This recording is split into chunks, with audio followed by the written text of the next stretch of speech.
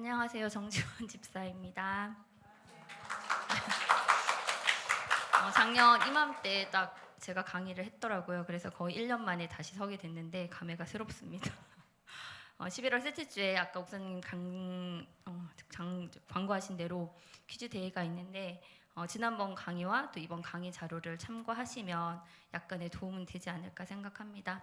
이번에는 우리 청년부들 왠지 사고 칠 것 같은데 기대하겠습니다. 오늘 제가 준비한 강의는 바이블 이슈 40에서 4부 메시아의 초림과 새 예루살렘입니다. 이 부분 원래 홍영선 권사님이 먼저 시작해야 되는데 제 개인적인 사정으로 제가 먼저 하게 된 점 양해 부탁드립니다. 그래서 오늘은 뒷부분 36장부터 40장까지 강의하도록 하겠습니다. 강의 내용 중에 혹시 책에 없는 내용도 있는데 그 부분은 제 마음대로 갖다 붙인 게 아니고 그 홍광석 장로님의 팩트 바이블 강의에서 나왔던 그 내용을 바탕으로 제가 한 것이니까 참고하시기 바랍니다. 그럼 제가 기도하고 오늘 강의를 시작하도록 하겠습니다. 하나님 아버지, 오늘 또 우리를 예배 자리로 불러주셔서 감사드립니다. 이 시간 우리의 마음을 열고 아버지의 말씀을 듣기 원합니다. 인간의 역사 속에서 하나님이 행하신 일들을 보기 원합니다. 태초부터 시작된 하나님의 위대한 사랑의 여정이 이 시간 각 사람의 마음을 움직여 주시고 그 사랑에 화답하는 시간이 되게 하여 주옵소서. 성령 하나님께서 우리의 눈과 귀를 열어주셔서 하나님의 말씀을 깨닫는 시간 되게 하여 주옵소서. 예수님의 귀하신 이름으로 기도합니다. 아멘. 36장 복음서와 저자들입니다. 성경에는 총 4권의 복음서가 있습니다. 그래서 보통 사복음서라고 하는데요. 사복음서는 우리가 흔히 잘 알고 있듯이 마태복음, 마가복음, 누가복음, 그리고 요한복음이 있습니다. 이 4가지 중에서 특별히 앞에 3가지 복음서는 공관복음이라고 부르는데요. 그것은 그 말씀을 기록한 방식과 내용 그리고 관점이 비슷하다고 해서 공통된 관점이란 뜻의 공관복음이라고 부르고 있습니다. 그리고 나머지 하나는 요한복음인데 이것은 앞서 3권과는 다른 관점으로 기록되었고 또 공관복음에는 없는 내용들이 기록되어 있기도 합니다. 복음서는 말 그대로 복음을 전하기 위해서 예수님의 생애와 그리고 메시아적인 사역 그리고 가르침을 기록하고 있습니다. 사도들이 처음부터 복음서 기록의 필요성을 느낀 것은 아니라고 합니다. 예수님이 부활 승천 이게 AD 30년으로 우리가 보고 있는데요. 그때 이후 약 30년 동안은 예수님의 재림의 약속을 기다리면서 직접 발로 뛰고 입으로 전했다고 합니다. 그러다가 재림이 생각보다 길어지고 또 사도들이 노쇠해짐에 따라서 그 예수님의 이 기록들을 점점 글로 남겨야 되겠다는 필요성을 느끼게 됩니다. 그래서 사복음서가 기록된 시기는 학자마다 조금씩 차이가 있긴 하지만 보통 AD 60년에서 100년 사이에 기록되었다고 보고 있습니다. 이제 각각의 복음서를 살펴보도록 하겠습니다. 먼저 마태와 마태복음입니다. 책에는 마가복음부터 나와 있는데 저는 편의상 성경 순서대로 진행하도록 하겠습니다. 마태복음을 기록한 마태는 예수님의 제자였죠. 그리고 레위 지파 출신으로 히브리 이름은 레위였습니다. 그리고 세리라는 직업을 가지고 있었습니다. 이 세리라는 직업을 갖고 있었던 성경인물 또 한 명 있죠. 누구죠? 삭개오. 삭개오입니다.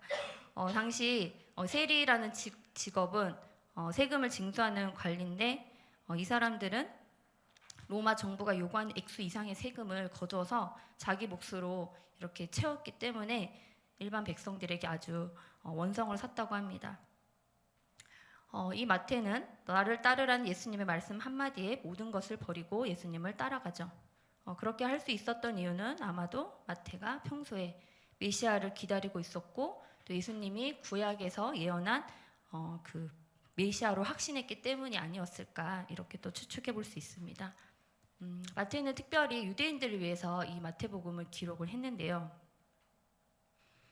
그래서 마태는 예수님을 다윗의 후손으로 오시기로 예정된 메시아임을 특별히 강조하고 있습니다. 마태복음 1장에 보시면 예수님의 그 족보가 나옵니다. 그래서 마태는 예수님의 족보를 일부러 14대씩 3번, 42대에 걸쳐서 이렇게 기록을 하고 있는데요. 여기서 14라는 숫자가 중요합니다. 14는 다윗의 이름이 갖는 숫자입니다. 참고로 히브리어 알파벳에는 그 알파벳이 나타내는 숫자가 있는데 그 숫자를 가지고 그 단어가 지닌 뜻을 풀어서 해석하는 성서를 해석하는 방법을 게마트리아라고 하는데요. 그 다윗의 히브리어 알파벳 저기 가로 보시면 히브리어 보이시죠? 히브리어는 다들 아시다시피 오른쪽에서 왼쪽으로 이렇게 읽어요. 그래서 저 알파벳이 뜻하는 숫자를 4, 6, 4 해서 다 더하면 14가 됩니다. 그래서 유대인이 아닌 우리는 14가 그냥 14라고 생각을 하지만 유대인들은 14를 보면 다윗의 숫자구나 이렇게 생각한다고 합니다. 그래서 마태는 예수님의 족보를 소개하면서 다윗의 숫자인 14를 3번이나 강조함으로써 예수님이야말로 다윗의 후손으로 오실 메시아임을 유대인들에게 증거한 것으로 보입니다. 지난번 알리아 물결 책 기억나나요? 거기서 유대인들에게 어떤 책을 읽어주면 예수님을 잘 영접한다고 했죠? 네, 그래서 마태복음입니다. 또한 마태는 시내산에서 모세가 받은 십계명과 대비되는 예수님의 계명인 산상수훈을 마태복음 5장에 아주 일목요연하게 정리해 두었습니다. 다음은 마가와 마가복음입니다. 마가복음을 기록한 사람은 당연히 마가겠죠. 네, 여기서 마가 있고 제가 괄호에 넣고 요한이라고 했는데 마가는 로마식 이름이고 그리고 요한은 유대식 이름이라고 합니다. 사도행전 12장 12절에 보면 마가라 하는 요한이라는 이렇게 표현이 나와요. 그렇다면 마가는 예수님의 제자였을까요? 네, 저기 노라고 돼 있죠. 마가는 예수님의 제자가 아니었습니다. 그렇다면 어떻게 복음서를 쓸 수 있었을까요? 네, 예수님의 제자는 아니었지만 마가는 베드로의 사역을 도우면서 베드로에게 직접 들은 내용을 바탕으로 복음서를 기록한 것으로 보입니다. 베드로는 베드로전서 5장 13절에서 마가를 내 아들이라고 할 정도로 둘은 아주 훌륭한 동력자였습니다. 참고로 마가는 로마에서 베드로가 복음을 전할 때 통역을 맡아줬다고 합니다. 우리가 또 마가 하면 생각나는 게 마가의 다락방이 있습니다. 사도행전에 나오는 그 마가의 다락방인데요. 이곳은 나중에 그 다음 장에서도 나오겠지만 예수님의 그 최후의 만찬을 했던 장소이고 또 예수님이 승천하신 후에 이곳에서 120명의 가량의 사람들이 모여서 또 기도를 했었죠. 그래서 그때 기도한 이후에 10일 후에 오순절인 그때 성령 강림 사건이 일어난 곳입니다. 120명의 사람들이 모일 정도였으면 꽤 컸던 것으로 생각이 됩니다. 또 이곳은 또 어떤 곳일까요? 사도행전 혹시 베드로 아시나요? 네, 베드로가 감옥에 갇혔다가 천사의 도움으로 딱 탈출해서 어디로 가죠? 네, 성경에는 마가의 어머니 마리아의 집으로 갔다고 했는데 엄마의 집이니까 마가의 집이라고 해도 되겠죠. 네, 그곳에서 사람들이 기도하고 있었다고 또 성경은 기록하고 있습니다. 이렇듯이 마가의 집은 신약 성경에서 예수님과 관련된 아주 중요한 장소였음을 알 수가 있습니다. 또 마가는 외삼촌인 바나바 그리고 사도 바울과 함께 최초의 선교 여행을 갑니다. 흔히 바울의 우리가 1차 전도 여행이라고 불리는 이 최초의 선교 여행에서 마가는 사고를 치죠. 중간에 예루살렘으로 돌아가 버리죠. 그래서 이 일로 인해서 2차 전도 여행 때 바나바와 바울이 서로 이제 데려가겠다 안 데려가겠다 하면서 싸우게 됩니다. 하지만 사도 바울의 유언장이나 다름없는 디모데 후서에서 바울이 마가를 보고 싶어하고 또 골로새 교회 성도들에게 마가를 기꺼이 맞아주라는 그런 또 말씀이 있어요. 그래서 그걸 보면 후에는 두 사람이 아주 좋은 동력자가 된 것으로 보여집니다. 네, 마가복음은 사복음서 중에서 가장 먼저 기록되었습니다. 그래서 최초의 복음서라고 할 수가 있고 또 유대인들이 아닌 이방인들을 대상으로 쓴 복음서입니다. 그리고 사복음서 중에서 분량이 가장 적기 때문에 예수님의 사역과 말씀을 급하게 전해야 한다는 필요성에 의해서 중요한 부분들만 정리해 기록했을 가능성이 있다고 합니다. 다음은 누가와 누가복음입니다. 안디옥 출신인 누가는 성경 66권의 저자 중 유일한 이방인이었습니다. 안디옥이 어딘지 아시나요? 네, 안디옥을 보시면 저기 빨갛게 동그라미 해놓은 데 저 부분이거든요. 그래서 헬라인, 일단 예루살렘 저쪽은 아니니까 이방인이라고 이렇게 생각하시면 되겠습니다.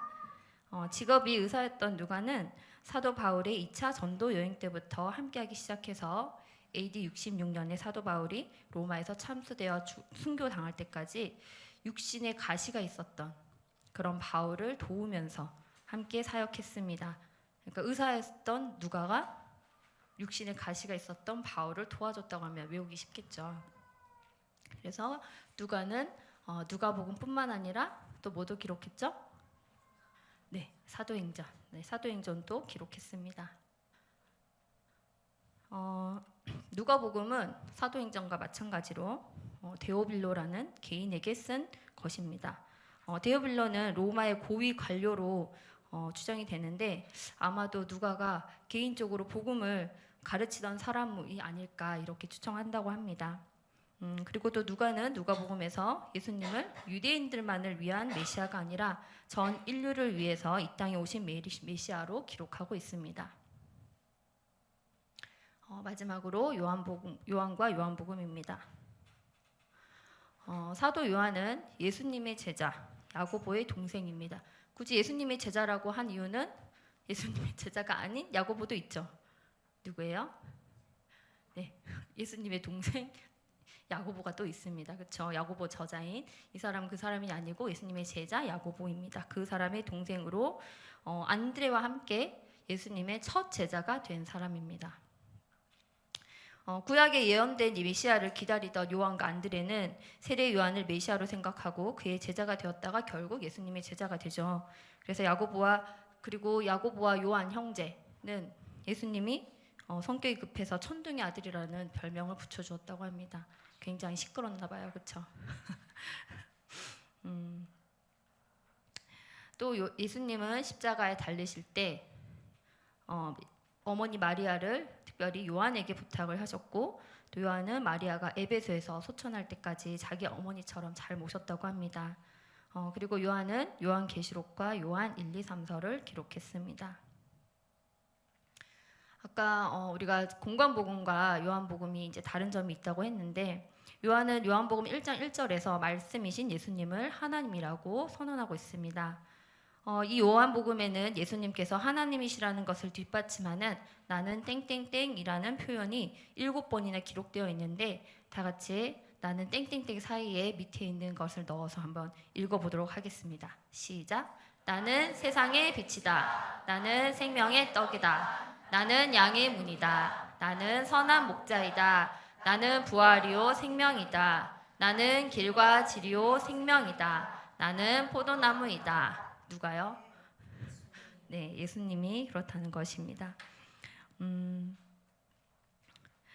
요한복음이 잠깐만요. 또 이 부분은 이제 책이 없는 부분인데요.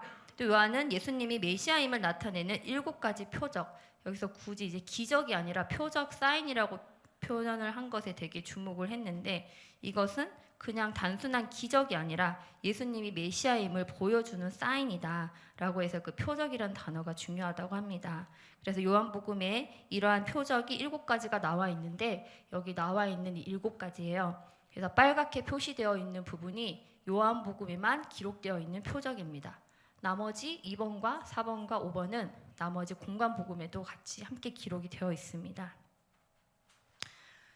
요한복음과 공관복음과의 다른 점을 정리해 보자면 첫째, 공관복음에 없는 내용을 기록하고 있고 두 번째, 예수님께서 하나님이심, 메시아이심을 증거하는 내용들이 포함되어 있다 이렇게 보시면 되겠습니다. 다음은 37장 예루살렘 입성과 십자가와 부활입니다. 이번 장에서는 예수님이 십자가를 지시기까지 일정을 쭉 살펴볼 건데요. 저는 특별히 시간에 따른 장소를 중심으로 정리해 보았습니다. 먼저 여리고입니다. 때가 참에 예수님께서는 십자가에 달리시기 위해 예루살렘을 향해 가십니다. 예루살렘으로 가는 길에 여리고에서 우리가 잘 아는 두 가지 사건이 일어나는데, 첫 번째는 맹인 바디메오의 눈을 뜨게 하시고, 두 번째는 세리장 삭개오를 만나십니다. 작년 바이블 이슈 제 강의에서 여리고에 대해서 배웠었죠. 기억나시나요? 기생 라합과 예수 그리스도. 여리고에 대해서 혹시 기억나는 거 말씀해 보실래요? 제가 제목부터 방금 얘기했는데 기생 라합 또 없어요? 그렇죠. 종려나무의 성읍. 또 해발? 여리고. 해발 마이너스? 해발보다 더 낮은 곳에 있다고 했습니다. 또 작년에 제가 썼던 건데요.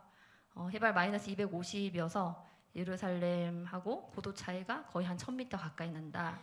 이렇게 썼고, 또 제가 막 그 워터파크 5개 있는 사진 보여드렸었는데, 그것을 물이 풍부해서 오아시스와 종려나무들이 많았었고, 그리고 교통의 중심지이자 전략적인 요충지였다. 그래서 우리가 가나안 정복 전쟁에서 여리고성을 가장 먼저 물리치잖아요. 그리고 이중성으로 되어 있던 난공불락의 성이었고, 또 오늘 우리가 배운 바디메오와 삭개오를 만난 곳입니다. 바로 이곳에서 만난 곳입니다. 여리고의 위치는 저기 요단강에서 건너서 서쪽으로 가장 먼저 만나는 그런 성이었죠. 그래서 가장 먼저 정복해왔던 그런 성이었습니다.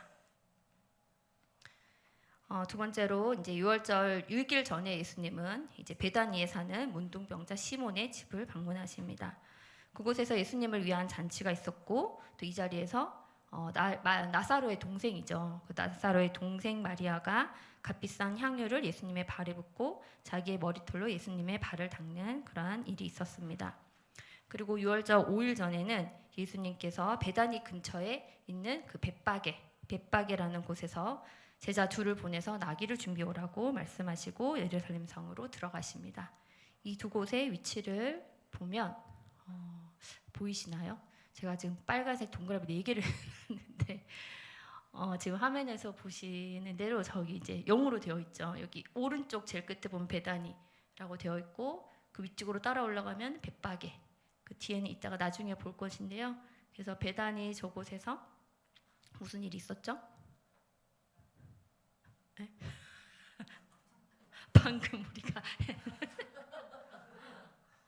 베다니에서, 여기가 나사로의 집 생각하시면 돼요. 나사로의 집이 베다니에 있었어요.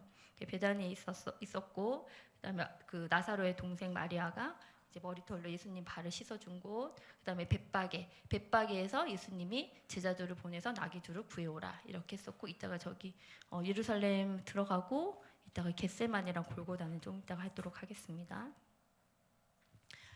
예수님이 예루살렘에 입성하시자 예수님에 대한 소문을 들었던 많은 사람들이 자기의 겉옷을 벗어서 길에 펴고, 종려나무가 대추 야자나무라고 했죠. 그래서 종려나무 가지를 흔들면서 호산나를 외칩니다. 호산나는 무슨 뜻이에요? 네, 이제 구원하소서. 여기서 보면 종려나무가 이거 그때 제가 작년에 보여드렸던 거예요. 이 나뭇가지를 흔들면서 호산나를 외쳤는데, 이때 이들이 외쳤던 그 호산나, 이제 구원하소서라는 뜻은 로마의 압제로부터 구원해달라는 그런 의미였다고 합니다.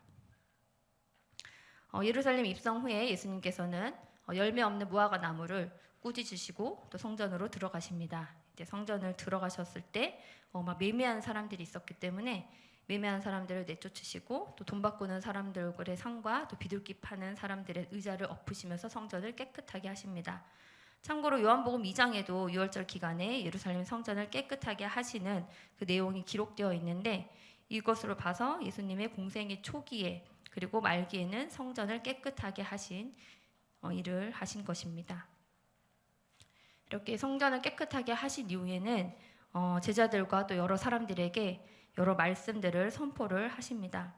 그때 여러 비유의 말씀들과 또 예루살렘 성전 멸망에 관한 그 예언의 말씀들, 그리고 세상 끝날에 있을 일들, 그리고 재림에 관한 예언 등의 말씀들을 선포하십니다. 이후에 유월절 이제 저녁이 되었습니다. 저녁이 되자 유월절 만찬을 해야 돼서 예수님은 마가의 다락방에 있는 다락방에서 성만찬을 제정해 주십니다. 이때 우리가 흔히 또 최후의 만찬이라고 부르기도 합니다. 그 자리에서 예수님은 제자들의 발을 씻기는 세족식을 거행하시고 또 자신을 팔 가룟 유다에게 할 일을 하라고 말씀을 하십니다. 그리고 또 이 자리에서 베드로가 예수님을 3번 부인할 것이라고 또 예언도 하시죠. 이곳에서 또 예수님이 여러 가지 말씀을 해주시는데 그 말씀들을 우리가 다락방 강해라고 합니다. 이게 요한복음 14에서 16장에 기록되어 있고 책에는 아마 다락방 강화라고 되어 있는데 그 두 개는 같은 뜻입니다. 다락방 강해는 예수님의 기도로 마무리가 됩니다. 이렇게 말씀을 마치신 예수님은 아까 그 봤던 그 그림에서 그 기드론 골짜기 건너편 감람산 기슭에 있는 겟세마네 동산으로 가셔서 이제 땀이 핏방울이 되도록 기도를 하시는데요. 겟세마네의 뜻은 올리브 기름을 짜는 틀입니다. 이곳에서 또 기도를 마치고 내려오시던 예수님은 가룟 유다와 함께 온 사람들, 대제사장과 바리새인들이 보낸 사람들에게 잡히시고 제자들은 모두 뿔뿔이 흩어지게 됩니다. 겟세마네 위치를 다시 한번 보시면 아까 오른쪽 제일 끝이 베다니, 그 위에가 벳박에, 그 옆이 이제 겟세마네입니다. 저기서 잡히신 거예요. 네.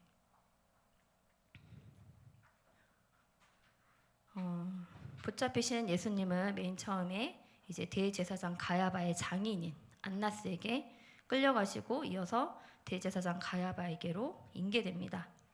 이때 베드로가 3번 예수님을 부인하게 되죠. 이후에 예수님은 공회로 끌려가셨고 그곳에서 신성모독이라는 죄를 씌우게 됩니다. 씌워집니다. 사형에 대한 권한이 없었던 유대인들은 사형 권한이 있던 로마의 총독 빌라도에게 예수님을 넘깁니다. 이때 빌라도는 자기네 책임을 회피하기 위해서 당시 유대 분봉왕이었던 헤롯에게 예수님을 보내지만 헤롯이 다시 빌라도에게 예수님을 보냅니다. 아내의 공고를 들은 빌라도는 예수님을 놓아주려고 애쓰지만 결국 유대인들의 압박에 못 이겨서 자신은 손을 씻고 아무 책임이 없다고 얘기를 하면서 예수님 대신 누구를 놔줘요? 네, 바라바. 바라바를 놓아주고 예수님께는 사형을 선고합니다.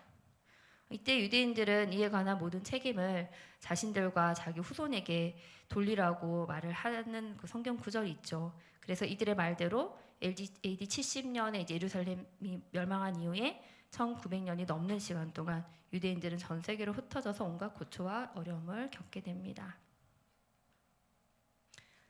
사형 선고를 받은 예수님은 로마 군인들에게 온갖 조롱과 고난을 받으시며 십자가를 지고 골고다 언덕으로 향하십니다. 십자가 위에 양손과 양발에 못이 박힌 채 골고다 언덕 위에 세워집니다. 예수님은 십자가 위에서 7마디의 말씀, 가상 7언이라고 하죠. 그 말씀을 남기시고 마지막에 다 이루었다는 말씀과 함께 숨을 거두십니다.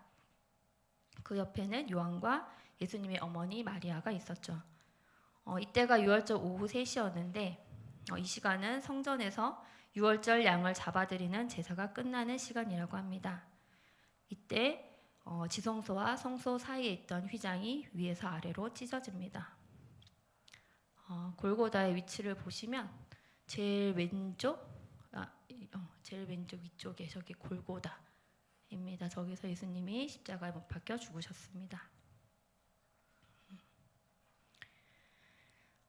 예수님이 돌아가신 다음 날은 무교절 첫날로 큰 안식일로 간주되는 날이었기 때문에 사람을 나무에 내달아 놓을 수가 없었습니다. 무교절 아시죠? 유월절 다음 날, 오늘 유월절 다음 날부터 7일 동안, 그래서 이제 무교절인데 이 무교절 첫날에 예수님이 장사되시는 거예요. 그래서 이때 아리마대 사람 요셉과 그리고 니고데모가 와서 예수님의 장사를 함께 지냅니다. 예수님이 죽으신 지 3일 만에 부활을 하시고 또 예수님이 부활하신 날은 무슨 날일까요? 네. 아십니다. 네, 밑에 저기 보시면 초실절이라고 되어 있죠. 초실절이었습니다. 초실절은 처음 익은 보리 이삭을 하나님 앞에 요제로 드리는 절기. 요제가 흔들어서 드리는 제사 방법이잖아요. 그래서 그 절기였는데 예수님이 초실절에 부활하신 것은 이게 우연이 아니라 사도 바울의 말과 같이 예수님이 부활의 첫 열매가 되셔서 모든 믿는 자들에게 부활의 소망을 주셨다는 그런 의미가 담겨 있습니다. 부활하신 예수님은 40일 동안 제자들을 비롯한 많은 사람들에게 나타나셨고, 특별히 이제 이때 제자들에게 예루살렘을 떠나지 말고 성령을 기다리라고 말씀하십니다. 그리고 감람산, 올리브산이라고 하죠. 감람산에서 다음과 같은 예언의 말씀을 남기시고 구름에 가려져 하늘로 올라가셨습니다. 우리가 다 같이 읽어보도록 하겠습니다. 시작. 오직 성령이 너희 안에 임하시면 너희가 권능을 받고 예루살렘과 온 유대와 사마리아와 땅끝까지 이르러 내 증인이 되리라 하시니라. 아멘. 네, 예수님이 올라가신 올리브산 저기 보이시나요? 가운데 동그라미 보이시나요? 네, 저희가 올리브산입니다. 이렇게 쭉 한번 머릿속에 그려보셔도 좋을 것 같아요. 저기 베다니에서 벳박에 그리고 예루살렘 성문 들어가셔서 이제 성전을 깨끗하게 하시고 말씀을 선포하신 다음에 저기 겟세마네에 가서 기도를 하시고 저기 골고다에 가셔서 십자가에 죽으시고, 그림을 보시면서 이야기들을 생각을 해보시면 좋을 것 같습니다.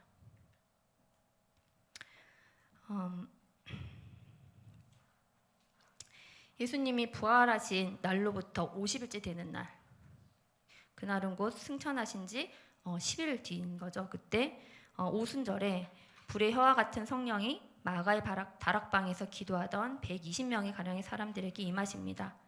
이로써 믿는 사람들의 마음에 하나님께서 직접 인지하시는 성령의 시대가 시작되었고 교회의 시대가 시작되었습니다. 사도 바울이 고린도 교회 성도들에게 말한 것처럼 믿는 자들의 몸이 하나님이 거하시는 성전이 된 것입니다. 여기서 예수님과 절기에 대해서 간단히 정리해 보도록 하겠습니다. 예수님은 유대력으로 1월 14일은 유월절에 십자가에 달려 돌아가셨습니다. 그리고 1월 15일인 무교절 첫날에 장사가 되셨습니다. 그리고 유교절 후 첫 안식일인 그 다음날 초실절, 그래서 초실절이 주일인 거예요. 그 주일에 예수님은 부활하셨습니다. 그래서 우리가 지금 또 예수님의 부활을 기념해서 주일을 성수하고 있는 것입니다. 그리고 부활하신 지 50일 뒤에, 이게 또 승천하신 지랑 헷갈리면 안 돼요. 부활하신 지 50일 뒤. 그러면 승천하신 지는 며칠 뒤? 10일. 그렇죠. 10일 뒤. 10일 동안 기도한 거예요. 그때 오순절에 성령 강림 사건이 일어나고 이제 교회의 시대가 시작된 것입니다. 여러분, 이 네 가지 절기가 우리가 지난 우리가 바이블 이슈 강의에서 배웠었죠. 이게 절기를 두 절기로 나눴었는데 어느 절기에 해당되죠? 네? 그렇죠. 봄절기죠. 이게 봄절기. 그래서 7절기는 우리가 봄절기하고 가을절기를 나눴었잖아요. 그래서 예수님의 초림으로 이 봄절기가 다 이루어진 거예요. 그래서 가을절기는 뒤에 우리가 나팔절과 속죄일 그리고 초막절이 있었죠. 그래서 1년에 3번 이스라엘 남자들이 성소에 가야만 했던 절기가 있어요. 돌발퀴즈 아시는 분? 저는 유호초로 외웠습니다. 유호초. 네, 유월절, 오순절, 초실절이야, 초막절입니다. 초막절. 그래서 봄절기 2번, 가을절기 1번에 이제 1년에 3번 이렇게 올라갔었는데, 예수님과 이런 절기 부분은 잘 알아놓으시면 하나님이 이게 그냥 우연히 예수님의 그런 그 사역을 다 이렇게 하신 게 아니라 그 구약의 예표와 예언에 따라서 정확한 때와 정확한 장소에서 한 채의 오차나 실수 없이 하나님의 계획 속에서 이루어졌다는 것을 우리가 알 수 있습니다. 되게 놀랍지 않습니까? 네. 자, 38장 사도 바울과 갈라디아서입니다. 바울은 예수님의 제자는 아니었지만 특별히 이방인 선교를 위해서 부르심을 받은 사도였습니다. 바울은 지금의 터키 지방의 큰 도시인 튀르키예라고 해야 되겠네요. 그 다소 출신으로 베냐민 지파 출신이었습니다. 다소의 위치를 잠깐 보시면 저기 터키 아래 부분이죠. 그 남부 지방 쪽에 다소 위치는 저기고, 사도 바울은 태어나면서부터 로마의 시민권자였고 또 예루살렘에서 당대 최고의 랍비인 가말리엘 밑에서 율법에 대한 공부를 한 지식인이었습니다. 또한 또 스데반 집사님의 순교 사건의 주모자이기도 했죠. 이런 바울은 다메섹에 있는 믿는 자들을 예루살렘으로 잡아오기 위해서 가던 중에 빛 가운데서 예수님의 음성을 듣고 회심을 하게 됩니다. 이후 AD 66년 로마에서 참수로 순교하기까지 평생을 복음 선포의 사명을 감당했습니다. 또한 바울은 아까 누구 삼촌이라고 했죠? 바나바? 그렇죠. 마가의 삼촌인 바나바와 함께 안디옥 교회에서 최초의 선교사로 안수를 받고 세 차례에 걸친 전도 여행을 했습니다. 그가 가는 곳에는 여러 교회가 세워졌는데 이러한 내용들이 바로 사도행전에 기록되어 있죠. 그렇다면 아까 사도행전 누가 기록했댔어요? 그렇죠. 누가입니다. 사도 바울은 여러 교회나 지역 또는 개인에게 보내는 편지들을 많이 남겼는데 로마서, 고린도 전후서, 갈라디아서, 에베소서, 빌립보서, 골로새서, 데살로니가 전후서, 디모데 전후서, 디도서, 빌레몬서 이런 신약의 대부분을 기록했습니다. 이 중에서 특별히 바울이 로마의 감옥에 가서 갇혔을 때 쓴 편지들이 있는데 그것을 특별히 옥중서신이라고 해서 에베소서, 빌립보서, 골로새서, 빌레몬서 이렇게 있습니다. 1차 전도 여행 후에 안디옥 교회에서는 예수님을 믿는다고 해도 반드시 할례를 받아야 구원을 받을 수 있다고 주장하는 사람들 때문에 큰 혼란에 빠지게 됩니다. 그동안 바울과 바나바는 이방인들에게 구원은 믿음과 은혜로 받는 것이라고 가르쳤는데 그들은 이방이라 하더라도 할례를 받고 율법을 지켜야만 구원을 받을 수 있다고 주장한 것입니다. 이 일로 안디옥 교회는 사도들과 장로들의 견해를 확인하기 위해서 바울과 바나바를 대표로 예루살렘에 보냅니다. 그래서 열린 회의가 AD 49년 기독교 최초의 공의회인 예루살렘 회의입니다. 이 내용에 대해서는 사도행전 15장에 자세히 기록되어 있습니다. 회의 중에 많은 변론들이 있었지만 최종적으로 당시 예루살렘 교회의 지도자였던 야고보, 이 야고보는 어떤 야고보요? 그렇죠. 예수님의 동생 야고보이며 야고보의 저자입니다. 이 야고보가 결론을 내립니다. 제가 성경 말씀을 읽겠습니다. 그러므로 내 의견에는 이방인 중에서 하나님께로 돌아오는 자들을 괴롭게 하지 말고 다만 우상의 더러운 것과 음행과 목매어 죽인 것과 피를 멀리하라고 편지하는 것이 옳으니 이 말씀을 바탕으로 정리를 해보면 우상에게 바친 더러운 것을 먹지 말고 또 음행하지 말고 목졸라 죽인 짐승의 고기와 피를 먹지 말라 이렇게 요약할 수 있겠습니다.